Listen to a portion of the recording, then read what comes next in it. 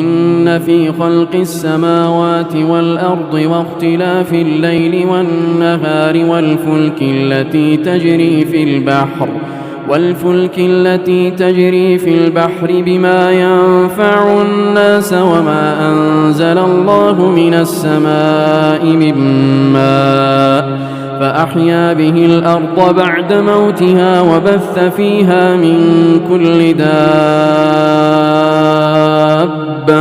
وتصريف الرياح والسحاب المسخر بين السماء والأرض لآيات لقوم يعقلون